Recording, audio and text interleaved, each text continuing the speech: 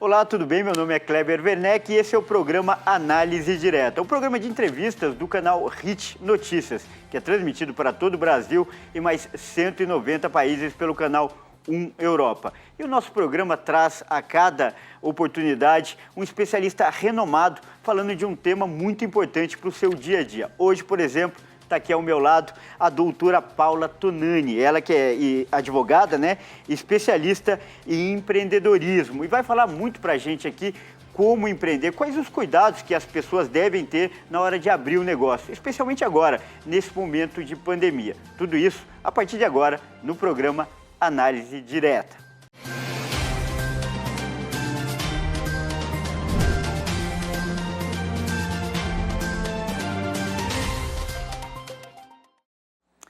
Aqui ao meu lado, como eu disse, doutora Paula Tonani. Primeiro quero agradecer a gentileza por aceitar nosso convite, estar aqui nos nossos estúdios para falar de um assunto tão importante. Muito obrigada e bem-vinda. Eu que agradeço a oportunidade de poder conversar com vocês. Legal. E primeiro, a gente vai falar sobre empreendedorismo, mas a gente conversando um pouquinho antes do programa começar, e você falou um pouquinho da sua história, eu achei muito interessante. Você se especializou justamente nessa parte econômica, em economia. Eu comecei, quando era um pouco mais jovem, eu comecei advogando só para empresas que tinham muitos problemas financeiros, que estavam em vista de quebrar, de falir. E com isso eu observei que o comportamento de quem não vai bem com os negócios, ele guarda algumas similitudes.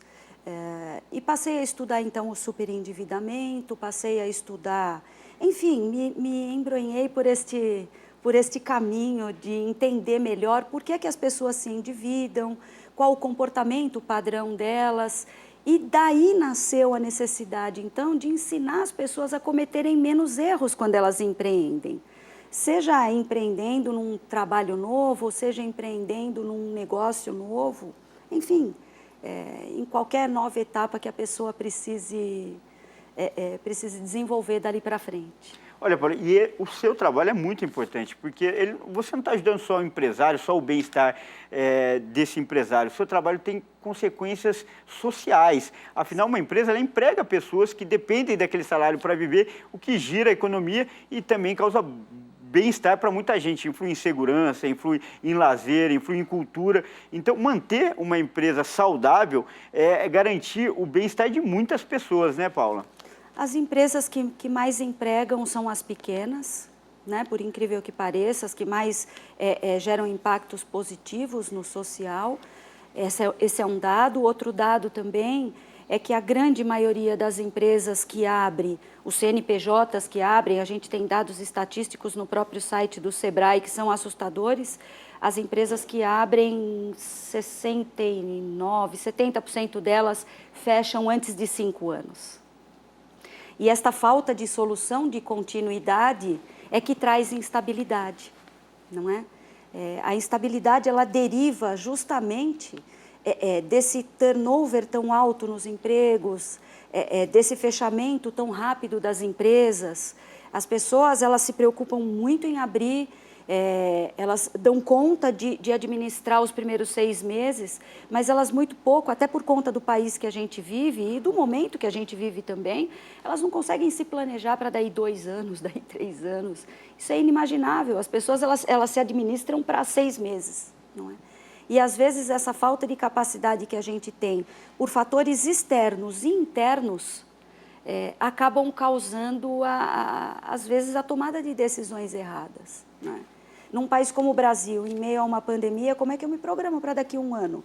Se eu não consigo saber se eu vou pagar os impostos do mês que vem, não é? Então, existem fatores externos e internos que contribuem. Os externos, a própria situação econômica que a gente vive. Os internos, às vezes, a própria falta de habilidade da pessoa, às vezes uma educação que não foi, talvez, direcionada para aquele contexto. Então, essa combinação de fatores acaba gerando isso. A gente tem grande parte das empresas fechando antes de 5 anos. E eu costumo dizer uma coisa muito complicada. Você imagina uma pessoa que tinha lá 10, 20 mil reais para empreender, por suposto, né? Você imagina uma pessoa dessa, depois de um ano, ter 100 mil de dívida, né?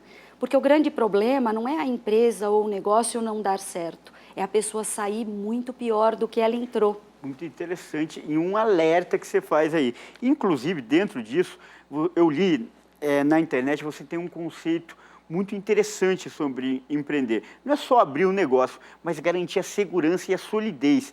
O conceito de empreender do brasileiro ainda é muito limitado e você traz à tona uma abordagem mais abrangente, né? Existem alguns cuidados que a gente tem que ter, né? Que são essenciais. Esses cuidados estão relacionados a erro que as pessoas, na grande maioria das vezes, cometem. As pessoas, na grande maioria das vezes, misturam as finanças pessoais com a da empresa.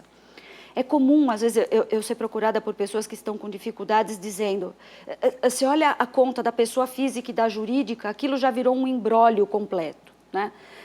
Essa é uma primeira característica, né? Uma segunda característica, a pessoa, ela pega empréstimo na física, na jurídica, ela precisa de dinheiro, ela não consegue separar a família, a casa do negócio. Geralmente isso está tudo junto e misturado, não é? E quando isso fica, mas Paula, às vezes eu não consigo separar. Tudo bem que eu não consiga separar num primeiro momento. Às vezes eu tenho um primeiro mês sem faturamento, um segundo mês sem faturamento, mas conforme o negócio vai ganhando tração, vai ganhando vulto, vai ganhando robustez, é necessário que você consiga separar as contas da física, da jurídica, né? É necessário que você consiga cercar as horas de trabalho, as de casa e as do trabalho, né? E as do empreender propriamente dito. Porque quanto mais eu deixo isso tudo junto e misturado, menos eu tenho autonomia e tranquilidade para tomar decisões delicadas. Como, por exemplo, devo pedir um empréstimo para comprar uma máquina nova? Devo contratar mais um funcionário sem saber se o meu negócio vai dar retorno para eu pagá-lo daqui a um ano? Essas decisões de correr risco, todo empresário toma. A questão é só o tamanho do risco que eu quero correr. Às vezes ele cabe dentro desta cadeira, às vezes não. Escolher correr riscos, todos nós escolhemos no dia a dia. Aliás, em meio a uma pandemia, quando eu coloco meu nariz para fora de casa, eu escolhi correr riscos, não é? A questão é que quando eu conheço o tamanho do risco que eu resolvo admitir, eu consigo me cercar das cautelas necessárias para minimizar se um evento ruim acontece. E essa relação de causa e efeito, ela tinha que ser mais presente nas pessoas, né? Isto é o que diferencia a pessoa que ela vai bem com um negócio da pessoa que não vai. Ela escolhe o risco que ela quer correr, ela sabe que aquela atitude contém dentro dela um risco, mas ela minimamente consegue ter o plano B e o plano C. Porque como o risco cabe aqui dentro, né? Eu tenho o plano B e o plano C para ele. Agora, quando eu nem conheço o risco que eu estou correndo, você imagina, as pessoas abrem empresas, elas não registram a marca. É um procedimento feito dentro de um site, com uma guia que não custa tão caro assim. As pessoas não registram a marca, não registram o seu site, no registro BR. As pessoas não abrem uma conta separadamente da jurídica e separam as finanças, né? As pessoas assinam contratos e contratos, às vezes adquirem imóveis, adquirem empreendimentos, não consultam ninguém, né? Entendem que o Google vai resolver 100% dos problemas. Ele resolve vários problemas para nós, mas ele não resolve a totalidade deles, não é? Às vezes a gente precisa se aprofundar um pouco mais na necessidade de tomada de uma decisão. Então são essas cautelas que a gente tem que ter. E você imagina essas cautelas todas em meio a uma pandemia. Inclusive, uma das coisas que eu li, que eu achei mais relevantes a respeito do seu trabalho, é o alerta que você faz que esses cuidados, essa segurança vai proteger principalmente o patrimônio pessoal, como você falou, porque uma falência, uma derrocada, pode acabar afetando a vida da pessoa. Então, um dos motivos e uma das preocupações dessa segurança é proteger o patrimônio pessoal das pessoas e separá-los do negócio, né? precisa. Eu às vezes, sou procurada por pessoas que já comprometeram todas as gerações. O cara, ele não vai bem com a empresa dele, aí ele começa um outro negócio e abre em nome do filho, aí ele abre um outro negócio, aí abre em nome do neto, aí abre um outro negócio em nome da mãe. Olha, é uma coisa... A gente vive num mundo atualmente que os procedimentos, grande parte dos procedimentos já estão eletrônicos, já estão automatizados. Se você contrai uma dívida, a probabilidade de você conseguir escondê-la e não pagá-la, ela está absolutamente diminuída. A gente teve, há pouco tempo atrás, o advento do que é chamado cadastro positivo. Sim. A chegada do cadastro positivo, que muito pouco foi veiculado nos meios de comunicação, entendo eu, a chegada do cadastro positivo, ele foi um evento importante para efeito de exposição das pessoas. Por quê? Historicamente, no Brasil, a gente tinha o tal do denominado cadastro negativo, era o Serasa, o SPC. Então, eu queria saber... se a Paula era uma boa pagadora, eu entrava lá e via se ela não pagou alguém. Nos dias de hoje, se eu quero saber se a Paula é uma boa pagadora, eu entro no cadastro positivo e mais do que ver se ela não pagou alguém, eu vejo se ela tem pago as contas dela em dia. E para isso eu tenho um score. Este score... E a nomenclatura, ela está em inglês porque ela vem de fora, isso já é uma prática comum em outros países. Nos Estados Unidos essa prática vem há muito tempo, na Europa também. Fazendo uma tradução é placar, né? Pontuação, se a gente tivesse que dizer um vocábulo mais próximo, pontuação. Eu tenho um rate, eu tenho uma pontuação, eu tenho uma nota, por assim dizer, Sim. que vai até 999. Né? Então, se eu pago a minha conta de luz, a minha conta de luz vence dia 20. Se eu pago ela dia 19, o meu score ele tem um patamar. Se eu pago ela dia 20, continua no mesmo patamar. Se eu pago no dia 21, o meu score cai. E se eu não pago, o meu score cai mais ainda e aí sim eu vou para o cadastro negativo. Então, veja que esta é uma maneira de passar a avaliar o perfil do empreendedor antes de ele não conseguir pagar a conta. Então, eu não enxergo mais o sintoma dele quando ele já adoeceu. Eu enxergo o sintoma muito antes, porque eu entro no cadastro positivo e falo, puxa vida, a Paula não tem pago a conta de luz dela pontualmente nos últimos 5 meses. Agora, você imagina que isto gera impacto na hora que eu tomo crédito, isto gera impacto na hora que eu deixo de pagar impostos? Sim, porque se antes, para eu receber um crédito, as pessoas me avaliavam se eu deixei de pagar uma conta, hoje elas já me avaliam se eu estou começando a atrasar o pagamento dessas contas. Então, veja que a chegada dos meios eletrônicos de controle da atividade, seja empresária ou não das pessoas, ela faz nascer uma época em que não existe mais eu ir ao banco pedir um empréstimo, nunca mais pagar e falar, vou esperar 5 anos, 2 anos que aquilo prescreve. Né? Isto, eu costumo dizer que era um comportamento lá do século XX, não é mais do século XXI. Se eu não puder pagar, de alguma maneira, eu vou sofrer sanção. E a sanção que eu sofro está aí estampada na nossa sociedade. Não é? As desigualdades elas têm aumentado cada vez mais, porque as pessoas cada vez mais veem a necessidade de empreender. Elas, na hora de empreender, entram no site, abrem uma MEI. O negócio, quando não vai muito bem, ela começa a pedir empréstimo na física e na jurídica. E você imagina isso transportado para um universo ainda maior.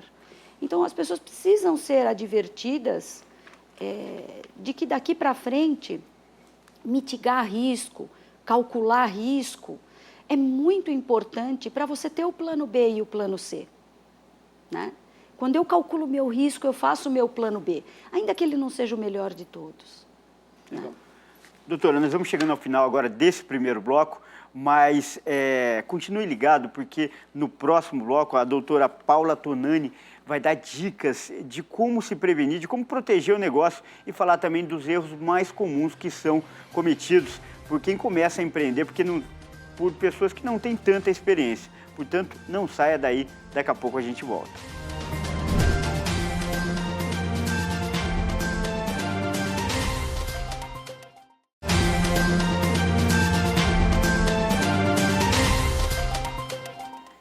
Nós voltamos aqui ao estúdio da Hit TV em São Paulo, onde é gravado o programa Análise Direta, que tem como convidada hoje a doutora Paula Tonani, ela que é advogada e especialista em empreendedorismo. E como eu sempre gosto de fazer e lembrar, esse programa só chega até você, até seu smartphone, até seu computador, até sua televisão, graças ao trabalho de uma equipe inteira. E eu quero lembrar hoje quem está aqui com a gente trabalhando para que esse programa chegue até você. Como cinegrafista na câmera, nós temos aqui o Antônio Ferreira. Não, Antônio Ferreira, tá errado aqui, ó. É o Antônio Francisco, o Chiquinho, meu grande amigo que está aqui hoje como cinegrafista. Na sonoplastia, William Amaral, um grande abraço, sempre esqueço dele, hoje não esqueci do William Amaral. E os operadores de microfone, Vinícius de Barros e Gustavo Nunes. Também temos aqui na cenotécnica, Ivan Piton, Valmir Martins e José Messias. Iluminação, Márcio Alves Mendonça e, em especial, minha produtora Fabiane Silveira, todos colaborando para que tenhamos essas belas imagens e essa entrevista de grande qualidade com a doutora Paula Tonani aqui. Você, apesar de todo esse pessoal, a principal aqui é você, doutora, que está dando as dicas importantes aqui para os nossos telespectadores.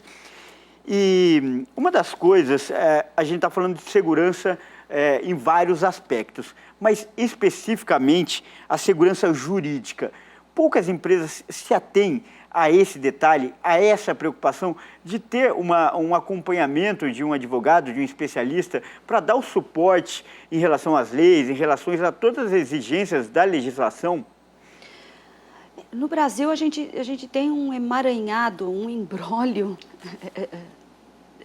de legislações que causa estranheza até para as pessoas que militam dentro da área. Imagina para quem não vive isso no dia a dia. Dificulta muito, né? Dificulta porque quando a pessoa começa, muitas vezes ela não tem recursos, às vezes para contratar um funcionário, para comprar uma máquina nova, e ela se pergunta, puxa vida, mas se eu não tenho dinheiro, às vezes, para colocar minha página na internet, por suposto, como é que eu vou contratar um advogado? A pessoa, quando começa, ela está começando, não tem jeito. Às vezes ela tem um faturamento muito pequeno, às vezes quase não tem, e ela se questiona, mas por quê? Porque a cultura da contratação de qualquer especialista, eu costumo dizer que o brasileiro vai ao médico quando ele já está doente, não tem jeito. Antes disso, ele entra em algumas ferramentas e fala que remédio eu posso tomar. A gente tem no nosso país fenômenos de automedicação, de auto-orientação, de auto-tudo, em índices altíssimos, porque isso faz parte do DNA do brasileiro. E tem mudado, lógico que tem mudado. Não é? Eu costumo dizer que as pessoas às vezes cometem alguns erros. Eu às vezes, outro dia eu fui procurada por uma empresa que estava passando lá por problemas quaisquer. Eles tinham 9 sócios. O que eles fizeram? Eles pegaram todas as pessoas que eles tinham necessidade que prestasse serviço para eles, como eles não tinham como registrar, o custo de manutenção de um funcionário registrado na CLT no nosso país ainda é um pouco alto, né? Então, eles pegaram e colocaram todo mundo de sócio. Foi ótimo, eles precisavam de um software, então a pessoa que desenvolveu o software era sócia. Eles precisavam de uma pessoa que fizesse layouts de documentos para ir ao ar, esse também era sócio. 2 pessoas que emprestaram dinheiro para eles poderem comprar máquinas novas também eram sócios. Olha, foi ótimo. Aparentemente... Eram 9 sócios. Aí eles chegaram, né, para conversar em 4 comigo. Doutora, nós estamos em 4 aqui, mas ainda temos 5 que a gente queria chamar por videoconferência, isso antes da pandemia. Pois não, lógico, a gente põe gravando aqui, eles assistem de longe, 9, né? Aí eu peguei e falei, perfeito, vocês agora, em vez de ter contra vocês uma reclamação trabalhista, vocês vão ter contra vocês uma dissolução parcial de sociedade.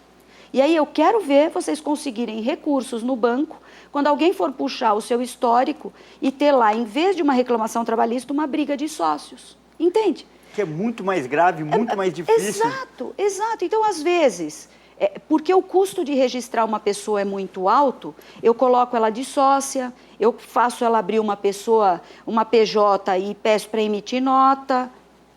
Eu vou utilizando desses percalços que um amigo fez ou que alguém do lado fez, e aí eu não entendo que, se aquela relação der problema, o meu custo vai ser muito maior. Né? Ou seja, esse barato pode sair caro, o atalho pode acabar sendo o caminho para perdição. Sai caro. Né? Quando às vezes era só eu fazer um contrato de parceria com um objeto absolutamente definido, com começo, meio e fim. Específico para um trabalho de prestação continuada. Compreende? Então você tem saídas. O problema é que as pessoas às vezes não se socorrem. Por quê? Porque veem práticas de mercado sendo utilizadas e vão em frente. Não é? É um jeitinho, as pessoas, esse jeitinho é um grande perigo, né? É um alerta interessante. É um grande perigo. A nossa legislação ela é muito robusta. E como ela é muito robusta, você de alguma maneira sempre vai ter uma forma de mitigar o teu prejuízo, de correr menos risco, não é? E é essa a nossa função quando a gente quer abrir uma empresa, quando a gente quer admitir como sócio um investidor. A gente observa que todas essas empresas unicórnio, todas essas empresas que deram grandes saltos, não é? Elas deixaram de correr risco? Não, mas elas calcularam ele. E quando eu calculo o risco, eu tenho o plano B, não é? Você imagina que erros mais comuns: 8, 9 sócios dentro de uma empresa, porque eu não quero registrar uma pessoa, eu pego e coloco ela de sócia. Contratação de pessoa jurídica, em vez de registrar. Às vezes o trabalho é pontual. Era uma questão de fazer uma outra modalidade contratual. Tem hora que não tem jeito. Se tem subordinação, se tem pessoalidade, não tem jeito. Né? Mas você ir colocando de sócio uma pessoa que às vezes você não tem afinidade, e aqui eu vou contar uma curiosidade que eu acho que explica a profundidade do que eu quero dizer. No direito brasileiro, e me permita, nesse breve 1 minuto, essa juridiquez. No direito brasileiro, para que eu seja sócio ou para que eu case, casamento, união estável, convivência, né? Exato. Eu tenho que ter uma coisa que a lei chama de affectio. Affectio é afinidade. Eu tenho que ter, para abrir uma empresa, affectio societatis, para casar ou constituir uma família, uma união estável, tem que ter uma coisa que se chama affectio maritatis. O affectio é o mesmo. Ele pode ser societatis ou pode ser maritatis. É o elo de ligação. É o elo de ligação. Como a origem do elo de ligação ela é muito semelhante, se a gente traçar um paralelo de uma maneira muito grosseira entre uma dissolução parcial de sociedade e um divórcio litigioso, a gente vai observar que eles guardam características muito próximas.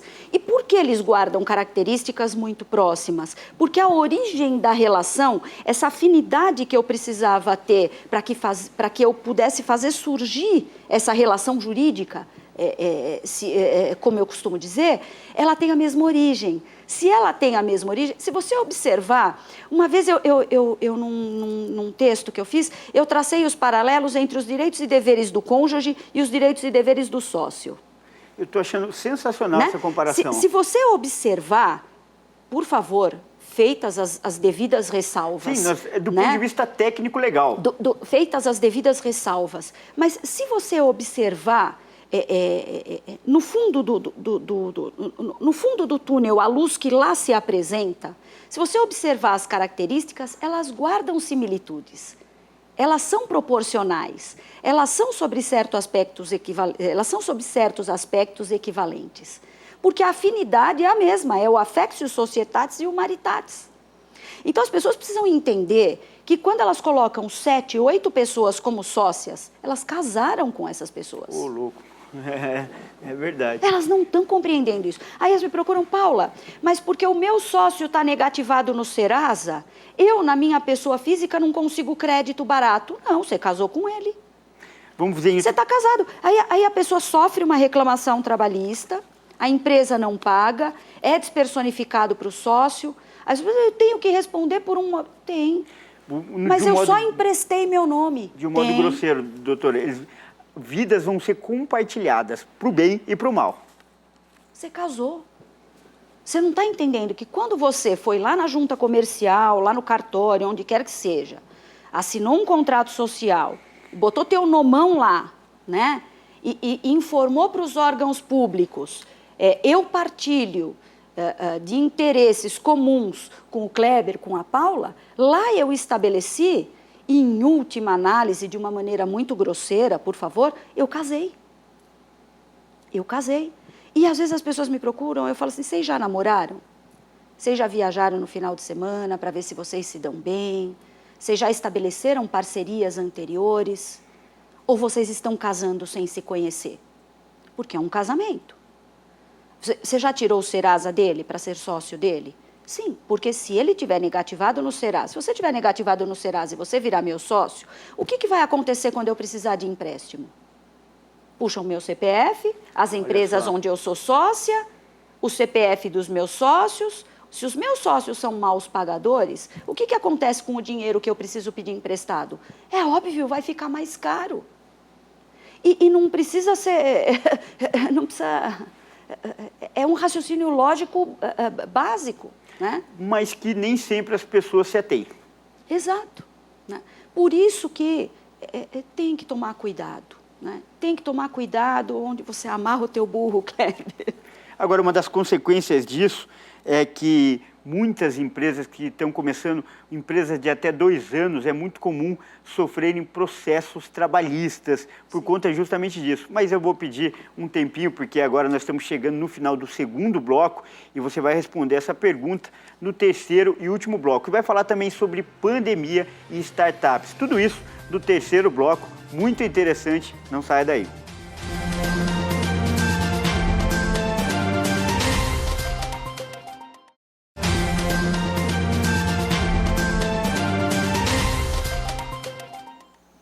Voltamos aqui ao estúdio da Hit TV em São Paulo, onde é gravado o programa Análise Direta. Nosso programa que é transmitido para todo o Brasil pelo canal Hit Notícias e mais 190 países pelo canal 1 Europa. E hoje temos aqui como convidada muito especial ao meu lado, a doutora Paula Tonani, que está falando de empreendedorismo, né? Especialmente agora, nesse momento de pandemia. A gente já vai falar sobre as dificuldades desse momento, mas no último bloco eu tinha deixado um dado que eu pesquisei e até tem citações ao seu nome na internet se a gente fizer uma pesquisa, que muitas empresas com até 2 anos de vida, pouco tempo, já são alvo de ações trabalhistas e estão dentro desse contexto de falta de cuidado e falta de segurança para abrir o negócio. Quando as pessoas começam, elas abrem a empresa, abrem o CNPJ, regularizam lá na prefeitura, no estado, pegam todas as suas inscrições, definem os sócios, definem lá a tarefa de cada sócio, definem lá atribuições, eu cuido do dinheiro, você cuida do comercial, enfim, às vezes eu venho sozinha, né? Numa firma individual ou no Meirelli, enfim.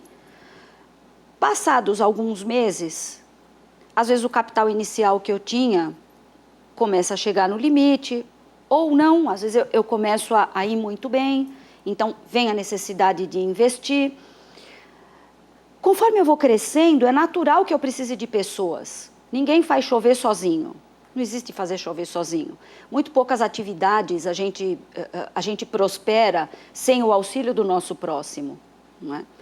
As pessoas precisam dos próximos para prosperar. Não é? São pouquíssimas atividades em que a prosperidade vem de uma atividade singular, sozinha. Até porque o meu dia só tem 24 horas. Eu tenho 2 braços e 2 pernas se for muito bem sucedida. Não é? Eu vou naturalmente precisando de braço. Né? eu preciso de alguém para atender o telefone, ou o robô atende o telefone, mas eu preciso de alguém para desenvolver o site, ou desenvolver uma empresa terceirizada o site. Enfim, eu começo a precisar de braços. Geralmente, os primeiros braços que eu preciso, eu consigo terceirizar. E a lei de terceirização dentro do Brasil, ela é muito bem feita, no meu entendimento, né?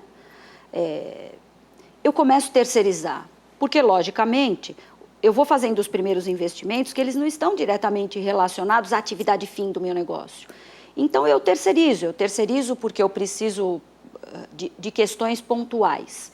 O fato é que eu vou crescendo e vou precisando de pessoas ao meu lado que demandam subordinação, demandam pessoalidade, demandam habitualidade, que são características do contrato de trabalho.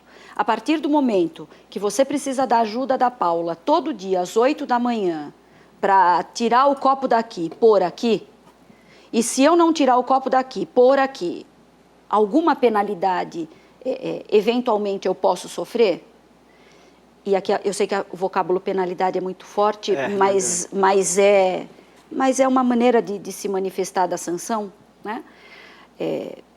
Isto tem característica de subordinação, tem característica de pessoalidade, tem característica de habitualidade, tem característica de vínculo empregatício. Só que as pessoas começam a tomar esse tipo de trabalho, esse tipo de serviço, esse tipo de necessidade de outras pessoas e não registram. Ou fazem a pessoa abrir pessoa jurídica e... Você sabe, eu fui procurada por uma empresa, eles contrataram um vendedor, o vendedor era comissionista puro. O que ele vendia, ele recebia comissão, o que não vendia, não recebia, e ele tinha uma praça específica para atuar. Só que ele tinha e-mail, @ da empresa, ele tinha cartão de visita da empresa.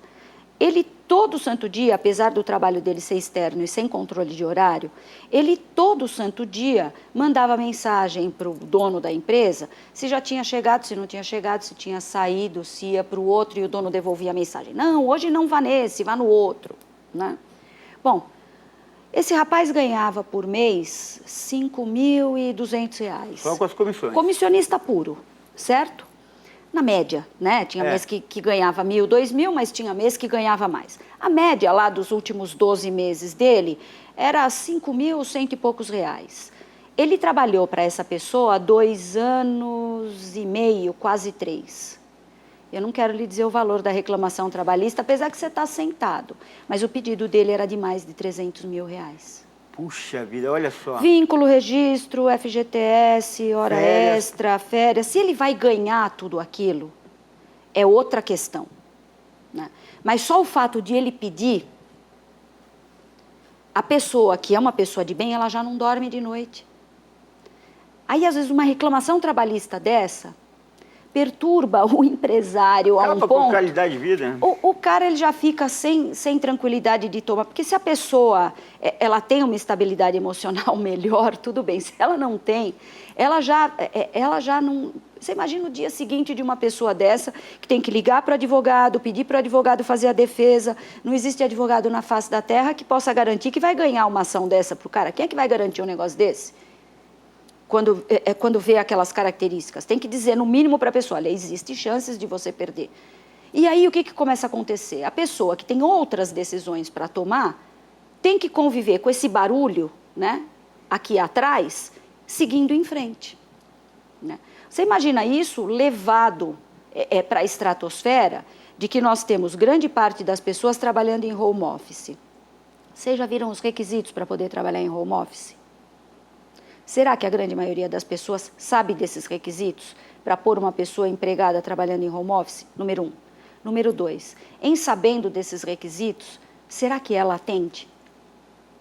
Você imagina, pós-pandemia, a enxurrada que nós vamos ter de processos trabalhistas, outros processos de quebra contratual. Por quê? Porque é aquilo que eu estou falando, a pessoa já está com um barulho imenso aqui atrás. Como é que ela ainda vai se preocupar com outras coisas? Então, não tem jeito. Quanto mais você se orienta quanto menos você erra, menor é a probabilidade do teu risco extrapolar, né? Esse espaço aqui, né? É assim que a gente costuma dizer que não tem jeito. Para empreender no Brasil tem que ter 3 estômagos, 8 fígados, 9 pâncreas. Agora, você citou... 20 braços. Você citou o home office, e a pandemia é um momento de exceção. Sim. Até reconhecido pela lei, em alguns casos, como seguro, por exemplo, prevêem que a pandemia como momento de exceção. Agora, para empreender, abrir um negócio na pandemia, que também ficou mais comum, já que muita gente perdeu o emprego e por falta de opção teve que empreender, quais têm sido os alertas que você tem feito em relação a esse momento de exceção que é a pandemia? Muitas pessoas têm trabalhado sozinha, né? Então, a primeira orientação, não opere na pessoa física, né? Abra um CNPJ. A primeira coisa, separe a física da jurídica. A gente estando dentro de casa trabalhando, isso fica mais difícil. Nós somos seres humanos, né? Mas tente separar a física da jurídica, primeira coisa, né? Segunda coisa, se tiver que ter colaboradores trabalhando em home office, veja as condições de trabalho da pessoa na casa, né? Não esqueça de arcar com as despesas de internet. Não esqueça de tirar fotos do local de trabalho que a pessoa exerce a atividade dentro de casa. O fato das pessoas estarem trabalhando em home office, não é porque elas estão trabalhando em home office que não tem que ter iluminação, que não tem que ter cadeira, que não tem que ter um computador decente, né? Então, não esqueça de tirar foto, manter essas fotos guardadas consigo, né? Documentar, né? Documentado, para dizer um dia, se você tiver um problema, olha, eu tive a cautela de me preocupar qual era o lugar que a Paula estava trabalhando. Se tinha luz, se não tinha luz, se o computador era bom, ou se ela estava trabalhando no meio do quintal, debaixo do sol, enfim, né? Então, tenha esses cuidados de separar a física da jurídica, de, se tiver que empregar alguém em home office, olhar em que condições de trabalho essa pessoa está desempenhando a atividade, e se estiver faltando alguma coisa, ajudar a pessoa, né? Nós estamos aqui para ajudar uns aos outros, não é? Quando uma pessoa trabalha para mim, eu tô aqui agora, meu escritório está lá funcionando. Eu não poderia estar aqui agora se eu não tivesse uma meia dúzia de pessoas lá que eu pudesse contar com elas, né?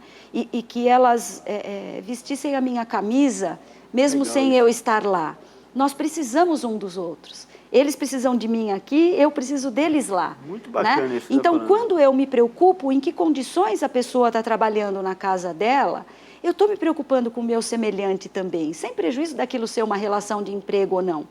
E quando as pessoas começam a se preocupar umas com as outras, a probabilidade de cometer erros, a probabilidade de cometer injustiças, ela vai diminuindo. Às vezes o outro não se preocupa com a gente como a gente gostaria que ele se preocupe.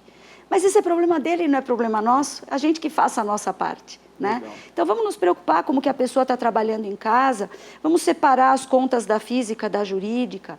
Se eu tiver que fazer um pagamento para alguém que me prestou um serviço qualquer, eu não preciso necessariamente ter um contrato, autor, réu, cláusulas, pagamento, forma de pagamento. Mas troque uma mensagem, evite fazer pagamentos para as pessoas. Formalizar, né? Vamos dizer assim. Formalize minimamente, que não seja por WhatsApp. Né? As pessoas, elas fazem contratos de trabalho. Às vezes elas contratam serviços gigantescos, mandam um comprovante de pagamento só por WhatsApp. Então, você levantou uma questão até bem atual. O WhatsApp, ele vale como prova, como documento? Ele vale como prova, ele vale como documento. Já existem diversas decisões judiciais nesse sentido.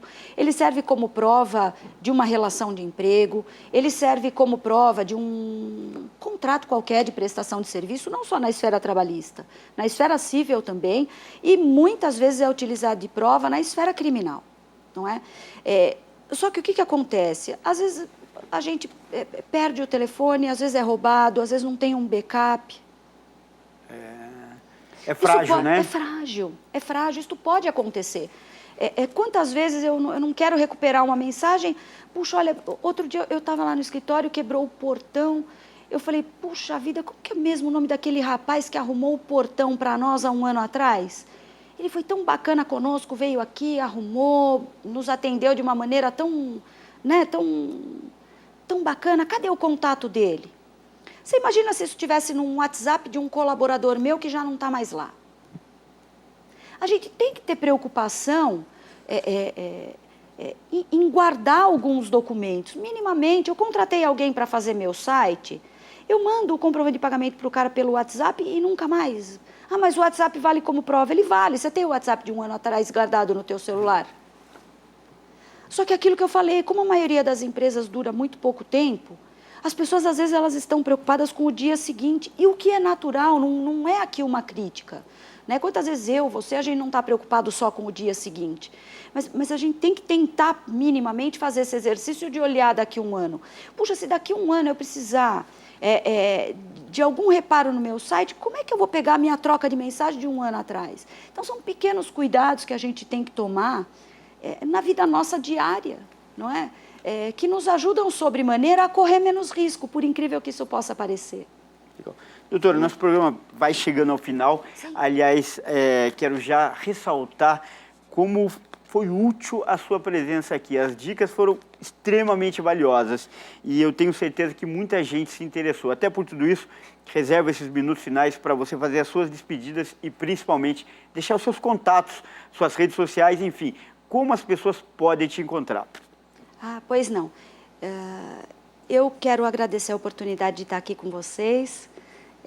Quero dizer que cada utilidade que eu levar a uma pessoa que nos assistiu, eu já me sinto um ser humano melhor, já me sinto mais útil. De nada adianta a gente ter conhecimento, a gente ter determinadas habilidades, se a gente não pode ajudar as pessoas, ainda que seja com uma pequena palavra, não é? Então, fica aqui o meu agradecimento se eu pude ajudar alguém que está aqui agora nos ouvindo, em primeiro lugar. Em segundo lugar, o meu nome é Paula Tonani. Se quiserem me contatar, tem lá, é só dar a busca Paula Tonani no LinkedIn, ou o site do escritório www.tonaniadvogados.com.br. Sua letra Tonani, né, para as pessoas? Ah, pois não. É Tonani Paula, T-O-N-A-N-I. Legal, fica mais fácil para encontrá-la. Sim. Muito obrigada mais uma vez pela oportunidade. Eu que agradeço mais uma vez. E você, gostou dessa entrevista? Vale a pena assistir de novo. Então acesse nossas redes sociais, pelo Facebook /Programa Análise Direta, ou então pelo YouTube, no canal HIT Notícias. Essa entrevista vai estar lá para você ver de novo. Lembrando que nosso programa é transmitido para todo o Brasil pelo canal HIT Notícias e mais 190 países pelo canal 1 Europa. E você pode participar também mandando críticas, sugestões pelo WhatsApp. O número, esse que está aparecendo agora na sua tela, que é o 55 para você que está fora do país, 11 99224 7760, então você pode participar. E continue ligado, porque aqui você sempre tem um especialista renomado falando de um tema muito importante para o seu dia a dia. Então, até a próxima!